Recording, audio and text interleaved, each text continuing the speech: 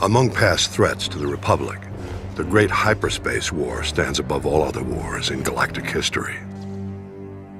In fact, the battle we fight today is in many ways an extension of this same conflict. The Sith Empire we believe we had destroyed in this war has now returned to avenge its defeat. The historical factors that set the stage for the modern conflict bear close examination. I believe the greatest factor of all may have been the way the Republic concluded the Great Hyperspace War. The Great Hyperspace War began at a time when the Republic had enjoyed millennia of peace, growth, and consolidation. In contrast, the Sith Empire was ending its centuries-long adolescent period. Undiscovered by the Republic, the Sith had conquered all of the star systems near Korriban. They were now seeking new opportunities for expansion. At this time, a brutal power struggle had broken out following the death of the Sith ruler. Among the contenders was the Dark Lord Naga Sadow.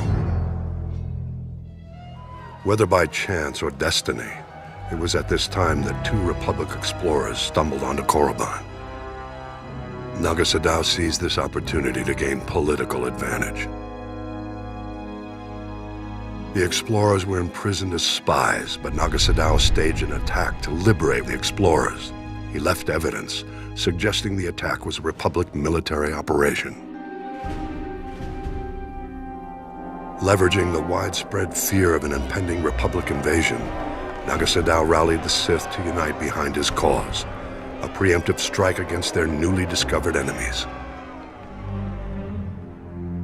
Eager for war, the people embraced Naga Sadow as their new ruler. His first act was to launch a vicious assault against the Republic. The Sith armies attacked on several fronts, including Coruscant itself. Naga Sadow commanded all his forces from a meditation sphere, suspended over a giant star. The initial onslaught overwhelmed the Republic's unprepared defenses. The Sith Empire's victory was almost assured, but as happened so often, the dark side turned upon itself. Naga Sadow was betrayed by his apprentice. Though the apprentice was defeated, the attack did succeed in breaking Naga Sadow's battle meditation. The tide of the war turned.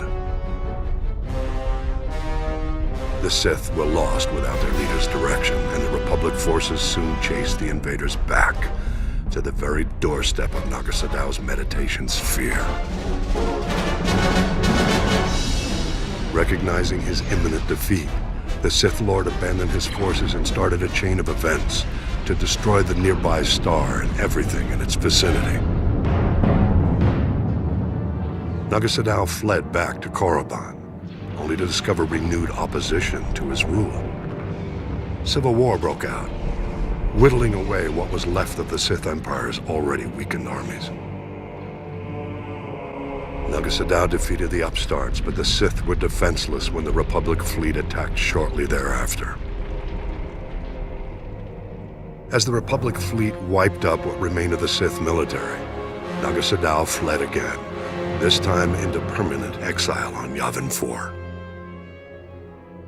It was at this moment the Republic made what might now be considered a mistake.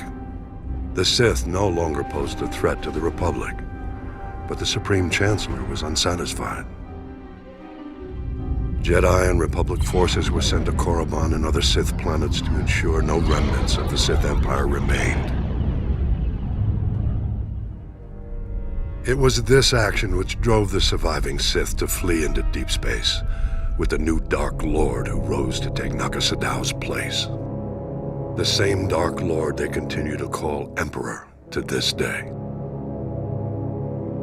I believe this was why he led his people to rebuild their civilization on Drummond Kaz.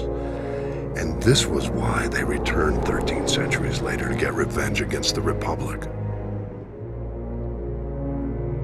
One must wonder how things might have been if the Republic had handled the end of the Great Hyperspace War differently.